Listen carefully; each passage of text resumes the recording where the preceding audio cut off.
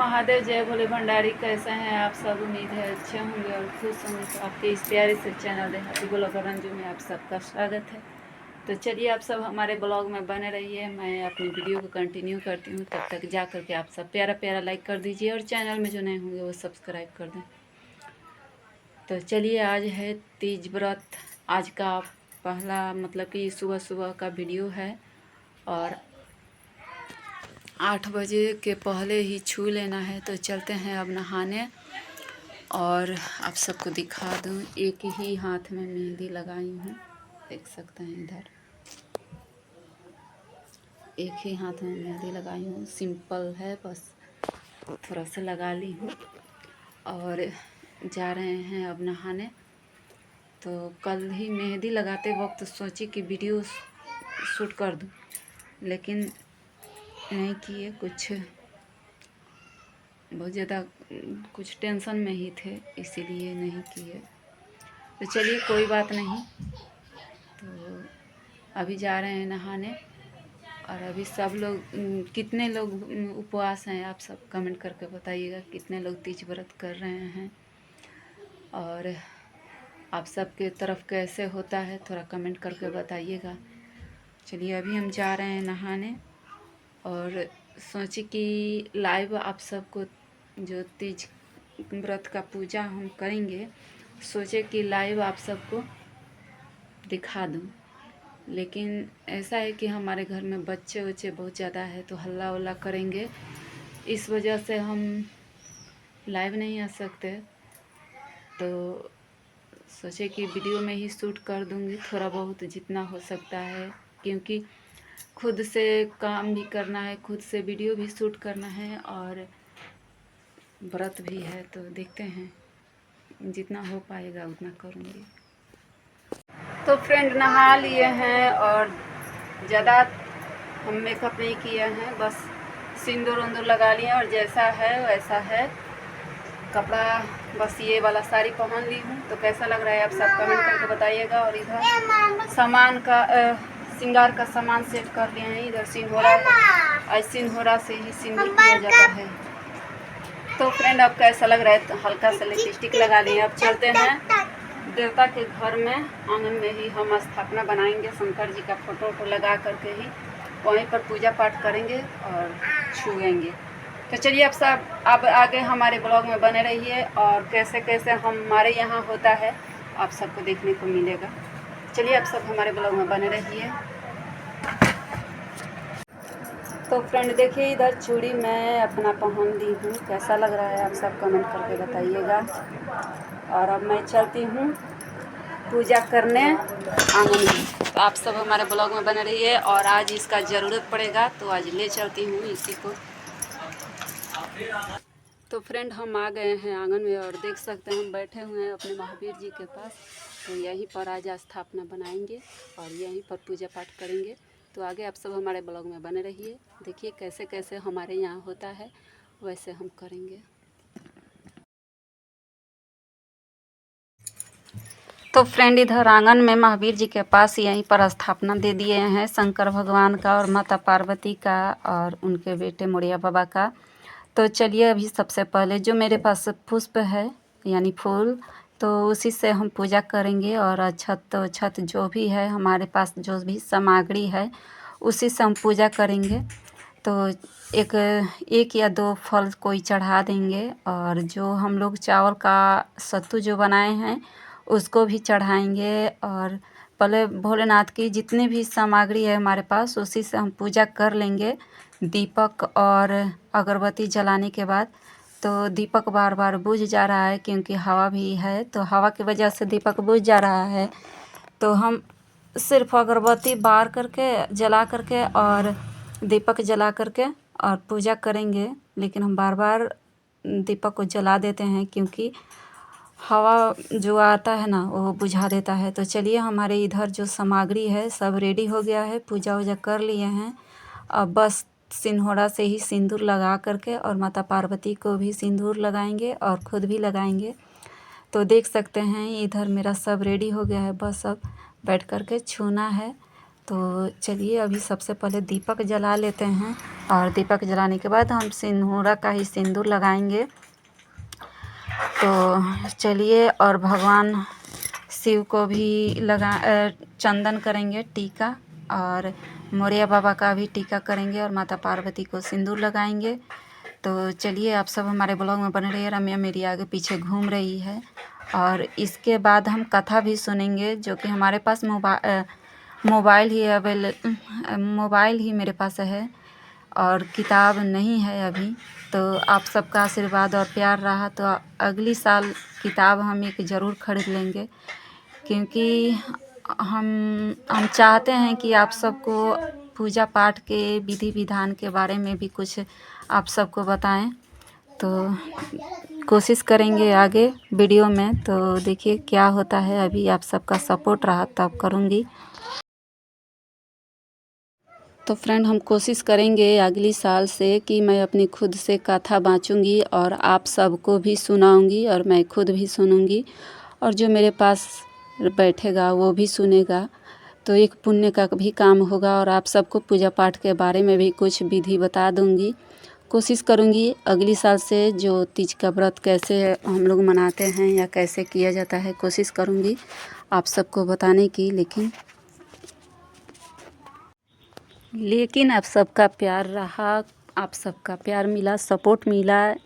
जैसे कि अभी आप सब ने सब्सक्राइब करके और मेरे वीडियो को कुछ व्यू बढ़ा करके आप सब ने जो प्यार दिया है, उम्मीद है कि आगे भी आप सब हमें प्यार देंगे, इतना मोहब्बत देंगे, तो हमें बहुत विश्वास है।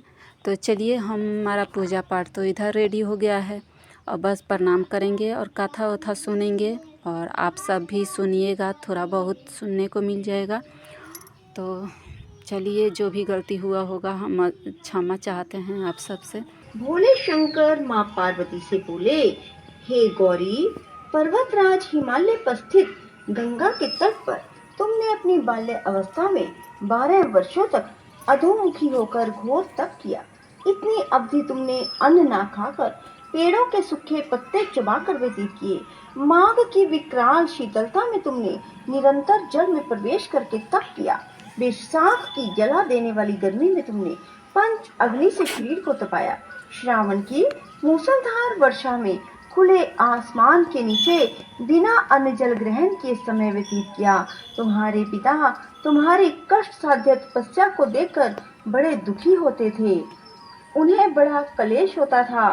तब एक दिन तुम्हारी तपस्या तथा पिता के क्लेश को देखकर नारद जी तुम्हारे घर पधारे। तुम्हारे पिता ने हृदय से अतिथि सत्कार करके उनके आने का कारण पूछा। नारद जी ने कहा, गिरिराज, मैं भगवान विष्णु के भेजने पर यहाँ आया हूँ। आपकी कन्या ने बड़ा कठोर तप किया है, इससे प्रसन्न होकर वे आपकी सुपुत्री से विवाह करना चाहते हैं। मैं आपकी राय चाहता हूँ। नारद जी की बात सुनकर गिरिराज गदगद हो गए। उनके तो सारे कलेश ही दूर गए हों, उन्हें ऐसा प्रतीत हुआ। प्रसन्नचित होकर वे बोले, श्रीमान, यदि स्वयं विष्णु मेरी कन्या का वरण करना चाहते हैं तो भला मुझे क्या आपत्ति हो सकती है। ये तो साक्षात ब्रह्म है। हे महर्षि, यह तो हर पिता की इच्छा होती है कि उसकी पुत्री सुख संपदा से युक्त पति के घर की लक्ष्मी बने। पिता की सार्थकता इसी में है कि पति के घर जाकर उसकी पुत्री पिता के घर से अधिक सुखी रहे।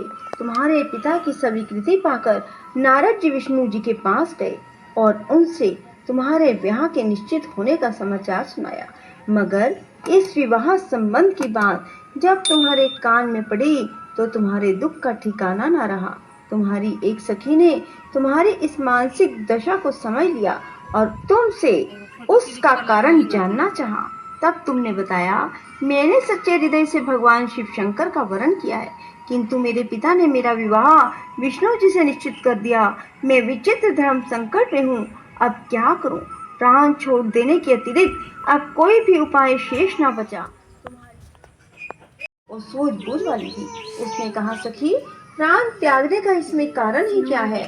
संकट के मौके पर धैर्य से काम लेना चाहिए।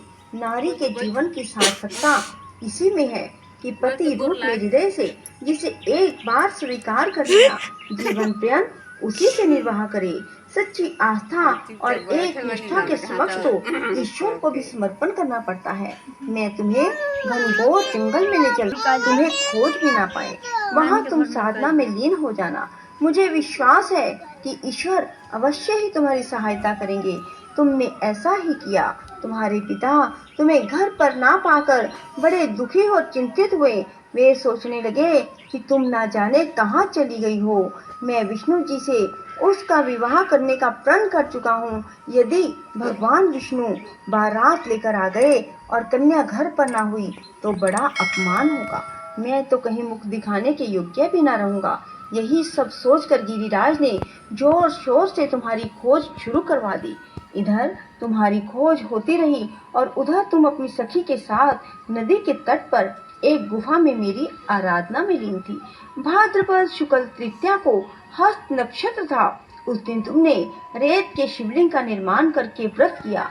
रात भर मेरी स्तुति के गीत गाकर जागी।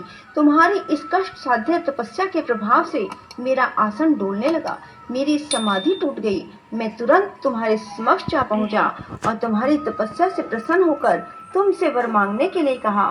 तब अपनी तपस्या के फलस्वरूप मुझे अपने समक्ष पाकर तुमने कहा, मैं हृदय से आपको पति के रूप में वरण कर चुकी हूँ। यदि आप सचमुच मेरी तपस्या से प्रसन्न होकर यहाँ पधारे हैं तो मुझे अपनी अर्धांगिनी के रूप में स्वीकार कर लीजिए। तब मैं तथास्तु कहकर कैलाश पर्वत पर लौट आया। प्रातः होते ही तुमने पूजा की समस्त सामग्री को नदी में प्रवाहित करके अपनी सहेली सहित व्रत का पारण किया। उसी समय अपने मित्र बंधु व दरबारियों सहित गिरिराज तुम्हें खोजते खोजते वहां आ पहुँचे और तुम्हारी इस कष्ट साध्य तपस्या का कारण और उद्देश्य पूछा। उस समय तुम्हारी दशा को देखकर गिरिराज अत्यधिक दुखी हुए और पीड़ा के कारण उनकी आंखों में आंसू उमड़ आए।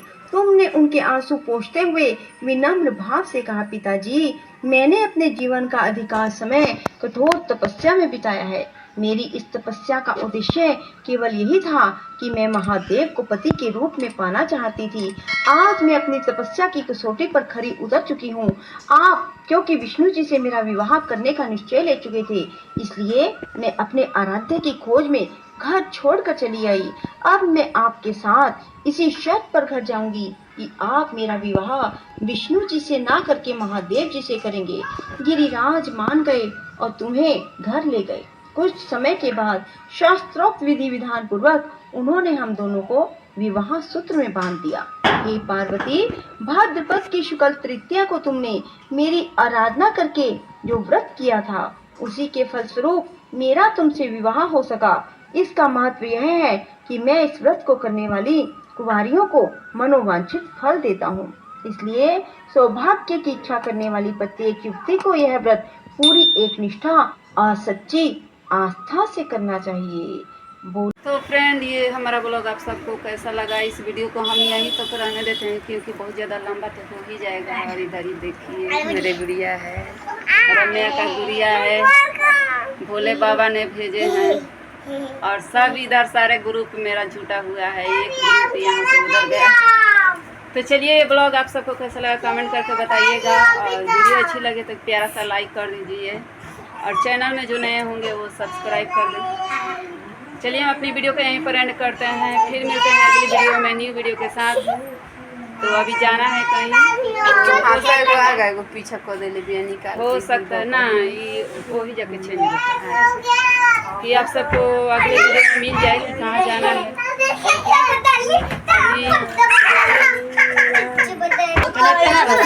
फिर मिलते हैं अगली वीडियो में न्यू वीडियो के साथ। तब तक के लिए बाय।